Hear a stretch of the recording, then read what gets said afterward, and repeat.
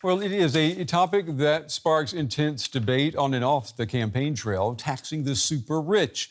With inequality reaching record levels around the world, the richer are getting ever richer. Now, many say taxing the world's extremely wealthy could help governments finance everything from fighting climate change to boosting the military.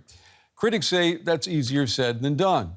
But a new report says there's already proof that in some places it's already working. $2 trillion. That's the amount of extra cash a wealth tax on the world's super rich could raise, according to the report. Cash that could ultimately be used by governments as a budget buffer and to reduce inequality. You know, the world is facing multiple crises, with climate crisis being at the top of most people's lists. But what we tend to hear is there isn't money to deal with the climate properly. What our report shows is actually there is, and it can be easily obtained through a very small and simple tax.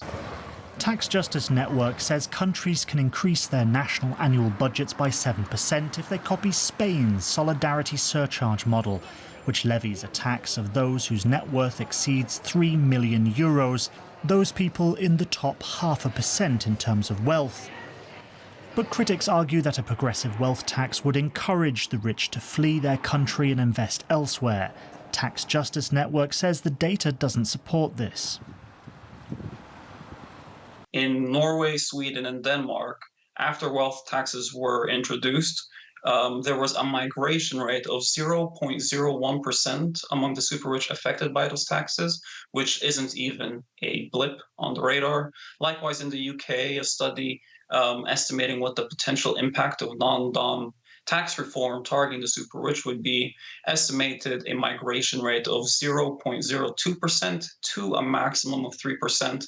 So what the data shows is the super rich tend not to relocate if you target their wealth. And they're not alone in calling for higher taxes. 74% of people who have more than $1 million in assets support being taxed more, according to a recent poll of high earners. And at the World Economic Forum in Davos earlier this year, a group of 250 millionaires and billionaires signed a letter demanding to be taxed more. Among the signatories were the heirs to the Disney and Rockefeller fortunes. Yeah, tax me, tax me. For more now, I'm joined by Emily Leshner from DW's Business Desk. Emily, don't most countries already have some form of a wealth tax? Well, some countries have a tax on selected assets, but you'd be surprised. An overwhelming majority of countries do not have a net wealth tax or a tax of any kind on wealth. And actually, in the past decade or past few decades, the tax rate has been declining, has been decreasing, as has the number of countries that have a tax rate. And so, if you have wealth that comes from inheritance or dividends from your real estate earnings, those things are not being taxed at all. And so that's definitely what's contributing to this widening gap that we see between the working class and I'll just throw this out there. Do we know why these assets are not being taxed? I mean, if it's out there and it's obvious that they could be taxed, why do we see so many governments keeping their fingers off of it? Well, the rich have connections that allow them to make policies or influence policies around taxes, and that's one of the main reasons why it's getting easier and easier for the rich to protect their assets. And I would also assume that the rich can lobby politicians and maybe can threaten to just pick up and take their assets somewhere else, right? I mean, is it possible that wealth taxes could actually hurt a country's economy? Well, I mean, the argument is that, we're really talking about taxing the top 0.5%. So not even the top 1%, but the top 0.5%. And these are people with enormous amounts of wealth.